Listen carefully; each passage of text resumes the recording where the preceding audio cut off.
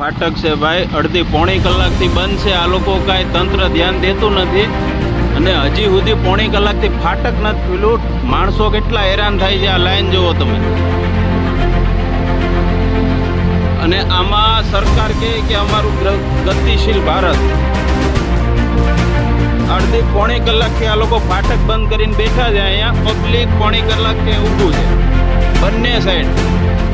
અડધો પોણો કિલોમીટર લાઈનું છે. આ લોકો કાંઈ ધ્યાન દેતા નથી. ટ્રેન અહીંયા ઊભી છે.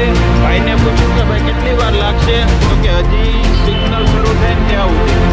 ભાઈને 2 વાર પૂછ્યું છે. આ ભાઈ ફાટક ખોલવાવાળા છે, એને મેં પૂછ્યું છે કે 10 મિનિટનો ટાઈમ હોય છે, બરોબર. એ કહે કે ટ્રેન ખરાબ થઈ ગઈ, સિગ્નલ ખરાબ થઈ ગયો, એવો મને જવાબ આપ્યો છે, બરોબર. આ તંત્ર આમાં સિગ્નલ ખરાબ થાય એમાં માણસોનું શું